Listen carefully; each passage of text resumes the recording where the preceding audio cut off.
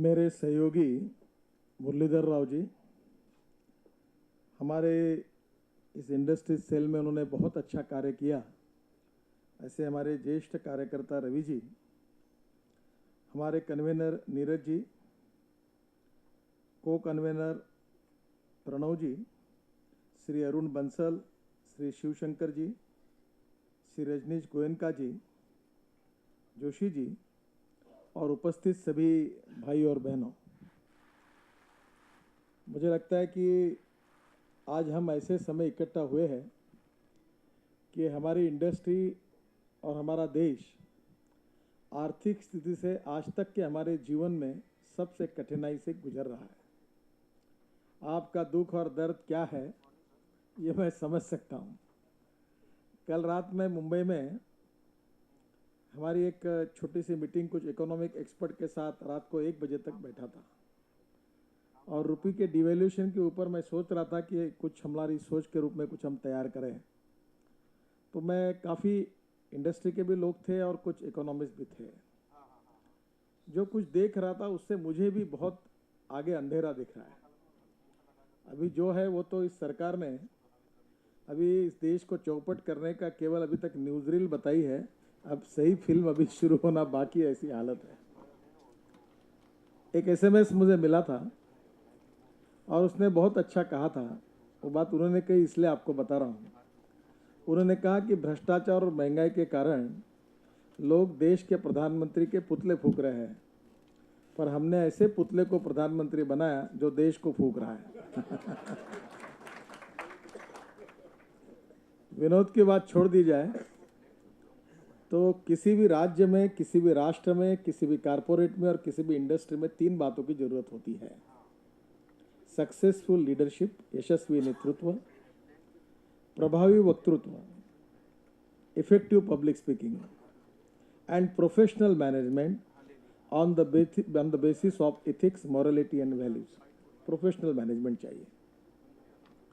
दुर्भाग्यवश इंडस्ट्री में जो लोग इसका अनुकरण करते हैं वो बहुत अच्छे यशस्विता के बहुत अच्छे आयाम प्रस्तापित करते हैं, पर आज हमारे देश में ऐसा है कि wrong economic policies, bad and corrupt governance, visionless leadership, indecisive and incompetent leadership, ये कारण देश का कितना सत्यानाश हो सकता है ये आज हम सब देख रहे हैं। We are a rich nation with a poor population, और भारतीय जनता पार्टी जो है इस स्थिति को बदलना चाहती है और ये देश का भविष्य, देश का तकदीर जो है ये बनाना हमारे बेसिक हार्डकोर विचारधारा से जुड़ा हुआ सवाल है। राष्ट्र की सर्वांगीण उन्नति और विकास, ये राष्ट्रवाद का विचार हमारा आत्मा है और ये राष्ट्र को सर्वांगीण उन्नति और विकास की ओर अगर ले जाना है तो we need good governance, good economic governance with the help of e governance and development. अगर देश को प्रगति और विकास की ओर ले जाना है तो good economic governance with the help of e governance and development. और तीसरी इंपॉर्टेंट बात जो है, जो हमारा सोशियो इकोनॉमिक थिंकिंग है और जो बहुत महत्वपूर्ण है, वो पंडित दीनदयाल उपाध्याय जी ने दिया हुआ अंत्योदय का विचार। हम हमारे यहाँ काम करते समय समाज में सबसे जो आखिरी व्यक्ति है, जो शोषित है, पीड़ित है, दलित है, जो सामाजिक, आर्थिक, शैक्षणिक दृष्टि से पिछड़ा हुआ है, ऐसे समाज के दरिद्र नारायण को हम भगवान माने और हम उसकी निरंतर सेवा करते रहे। और जिस दिन उस व्यक्ति को रोटी, कपड़ा और मकान मिलेगा उसी दिन हमारा सपना पूरा होगा। ये हमारा सोशियो इकोनॉमिक थिंकिंग है। Politics is a instrument of socio economic reform, और इस बात को लेकर हमारी सरकार ने बहुत अच्छा काम किया है। मैं सबसे मेरा पॉइंट आपके सामने चर्चा के लिए रखूंगा, जो आप जरूर बाहर रखिए। What is the difference between BJP and Congress and what is the difference between NDA and UPA. Simple बात है, हमारे संविधान में 3 लिस्ट है। एक है स्टेट लिस्ट, एक है कॉन्करेंट लिस्ट और एक है सेंट्रल लिस्ट। सेंट्रल लिस्ट में जितने काम है वो काम जो है केंद्र सरकार के अधीन है। स्टेट लिस्ट में वो कामों का उल्लेख किया गया जो राज्य सरकार के अधीन है। और कॉन्करेंट लिस्ट में उन कार्यों का उल्लेख किया गया जो दोनों काम कर सकते हैं। अब आप सेंट्रल लिस्ट निकालिए, एविएशन सेक्टर पूरा बैंड बाजा बजा दिया। आप देखिए 70,000 करोड़ के हवाई जहाज, जब हम एयरपोर्ट से, मैं अभी भी जब हर समय नीचे देखता हूं तो मुझे बड़ा दुख होता है। एक साइड जब यहाँ से रनवे से इस साइड से जब जाएंगे तो लेफ्ट साइड देखिए 60-70 इंडियन एयरलाइंस के प्लेन, बड़े बड़े प्लेन, जैसे हमारे यहाँ पोले के दिनों बैलों को लाइन में खड़ा कर देते हैं, वैसे पूरे हवाई जहाज लाइन में खड़े करके रखे हैं। 70,000 करोड़ के। मेरे कभी ये समझ में नहीं आया कि हवाई सरकार ने ये 70,000 करोड़ ब्याज से हमारे ऊपर पड़ा, ये क्यों खरीदी की है? अगर एयर इंडिया में और इंडियन एयरलाइंस में अगर ताकत नहीं है कि इसको चलाने की, तो आप खरीदते क्यों हो? केवल पैसे खाने के लिए? सभी एयरपोर्ट हमने बेच मारे हैं। और आज स्थिति ऐसी है कि आज मैं एक डेढ़ महीना पहले राष्ट्रपति जी के यहाँ गया था। 1-1.5 घंटा उनके साथ मेरा पुराना परिचय, मैं बैठा था। उनने मुझे एक बात कही, नितिन मुझे याद है कि तुमने जब भी कुछ इकोनॉमिक बातों पर कहा, मुझे सही सलाह दिया और सही बात कही। एक बार मैं उनके पास गया था, तब किंगफिशर एयरलाइंस जो है वो दिवाला पिटने की स्थिति में आ रही थी। अब उनको एफडीआई में कितने % अलाउ करना और नहीं करना, इसका विवाद चल रहा था। तब मैंने उनको कहा कि आप कुछ भी करिए, इसको बचाइए, इसको अनुमति दीजिए। तो उन्होंने मुझे झट पूछा, क्यों? विजय मल्ल्या तुम्हारा मित्र है क्या? मतलब मेरा कोई मित्र नहीं, मुझे कोई लेना देना नहीं, पर ये किंगफिशर एयरलाइंस अगर बंद पड़ेगी तो बीजेपी का, नेशनल भारतीय जनता पार्टी का साल का 25 लाख रुपए का नुकसान होगा। उन्होंने कैसे होगा? मैंने कहा जिस दिन किंगफिशर फ्लाइट कैंसिल होती है उस दिन जेट और इंडिगो वाले अपने रेट बढ़ा देते हैं। तो मैं ऐसा सपना देखता हूं कि ऐसा देश में इतनी एयरलाइंस आए कि एयरपोर्ट के बाजू रंगीत कपड़े पहने हुए लड़के लड़कियां खड़े रहे और कहे मुंबई जाना है 5,000 रुपये, मुंबई जाना है 4,500, मुंबई जाना है 4,000 रुपये, ताकि इतनी कंपटीशन बढ़े कि कंज्यूमर का, लोगों का फायदा हो। इसलिए एयरलाइंस टिकनी चाहिए। और मैंने उनको कहा था कि जब मैं स्टूडेंट था तो मेरी बहन मुंबई में रहती थी, तो मैं ट्रंक कॉल करने के लिए 180 नंबर पर ट्रंक कॉल मिलता था। और वो ट्रंक कॉल मिलने के बाद मुंबई बात करता था तो मैं किसी सरकारी अधिकारी या बैंक मैनेजर के घर पर, मेरे मित्र के पिताजी थे उनके घर जाता था, वहाँ से दोपहर को कोई घर से बाहर, फिर चुपचाप फ़ोन करता था, क्योंकि ट्रंक कॉल के 66 रुपये लगते थे। अब 40 पैसे में बात हो रही है। More competition, more benefit to the consumer. और इसलिए मैंने कहा इसको बचाइए। अब दुर्भाग्य ये हुआ है कि हमारे देश में हम एक एयरलाइंस को अगर उसको बचाना था तो एफडीआई में अगर कोई परमिशन, तो बिगड़ता क्या था? एक इंडस्ट्री बच जाती, हजारों लाखों लोगों का रोजगार बच जाता और कंज्यूमर का फायदा होता और एक इंडस्ट्री बचती। दुर्भाग्यवश हमारे देश में एविएशन इंडस्ट्री का बैंड बाजा सरकार ने बजाया।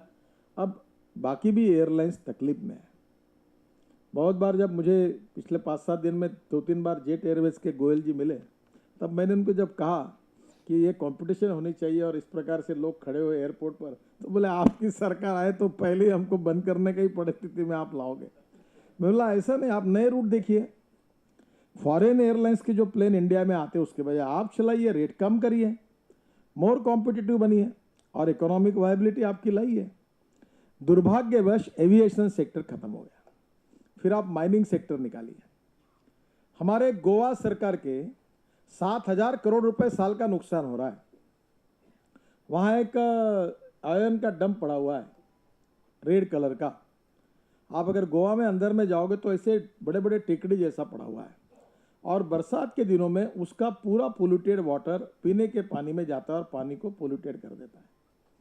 उसको चाइना में एक्सपोर्ट हो सकता है। दुर्भाग्यवश सुप्रीम कोर्ट ने स्टे दे के रखा है। यानी ये भी एक इंटरेस्टेड बात है हमारे देश में, कोई काम करो नहीं बोलता। अगर आपको कोई माइन मिलती है तो पहले माइन ही मिलती नहीं, 4 साल मेहनत करके माइन मिलती है तो इन्वायरमेंट मिनिस्ट्री आपका काम बंद करती है, बोलती है नो गो स्लो, जाना नहीं, बंद करो। उन्होंने मुश्किल से परमिशन दी तो सीबीआई की इंक्वायरी शुरू होती है, वो स्टे लगा देता है। वो उससे निकल गए तो हाईकोर्ट स्टे लगाता है, हाईकोर्ट बच गया तो सुप्रीम कोर्ट स्टे लगा देता है। और हमने हमारे पूरे माइनिंग सेक्टर को पूरा सत्यानाश करके दिया।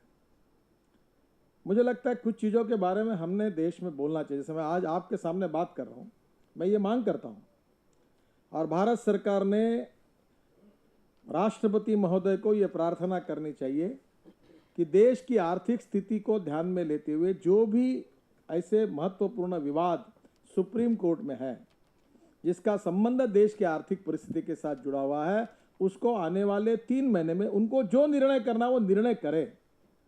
मैटर इज सब जुडिस वाली बात, निर्णय करें। अगर गुजरात में अगर रात्रकालीन कोर्ट चल सकते हैं तो सुप्रीम कोर्ट में भी चल सकते हैं। जो निर्णय करना करो। आज इस माइनिंग के बारे में आप निर्णय करो, अन्यथा ऐसी स्थिति आएगी कि देश दिवाला पिटने की स्थिति में वैसे ही आया है।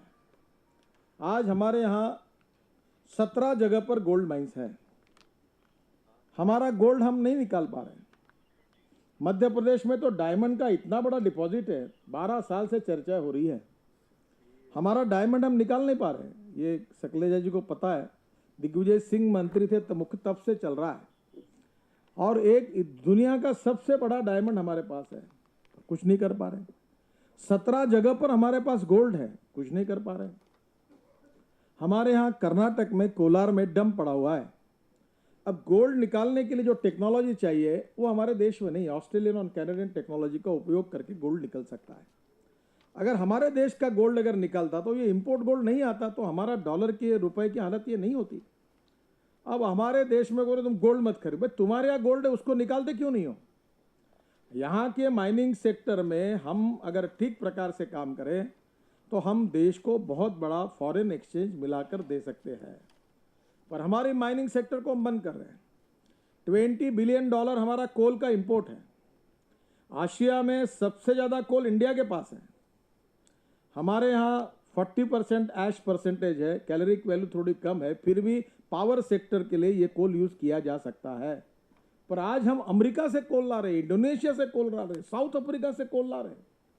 और आज तो स्थिति ऐसी है कि जो कोल की कॉस्ट पड़ती है डॉलर बढ़ने के कारण और पावर की कॉस्ट इसमें मैचिंग नहीं है। आप लिख रखिए डायरी में, अगले इस साल अडानी ने 3 महीने का लॉस 1200 करोड़ बुक किया है और मेरे अंदाज से रिलायंस ने शांघाई इलेक्ट्रिक कंपनी से 1,25,000 करोड़ की ये 6% इंटरेस्ट से शांघाई बैंक से ये करके हेजिंग न करते हुए लोन लेकर ये पावर प्रोजेक्ट के लिए टरबाइन, बॉयलर, ट्रांसफार्मर सब लाए हैं 1,25,000 करोड़ के। अब मुझे तो समझ में नहीं आता कि ये डॉलर यहाँ चला गया, अब 6% बैच का तो इफेक्ट नहीं, में तो उसका क्या होगा। तो मैं आपको बता रहा हूँ, मैं पावर का जो थोड़े बहुत जान के रखता हूँ, 2,60,000 करोड़ का एनपीए आने वाले 3 महीने में केवल पावर सेक्टर का होने वाला है। पावर सेक्टर का, पावर सेक्टर खत्म हो गया क्योंकि हम कोल नहीं दे रहे। गैस की पावर हमारे पास नहीं है। हाइड्रो पावर के लिए इन्वायरमेंट वाले कोर्ट में चले जाते हैं, वो भी खत्म कर दिए हमने।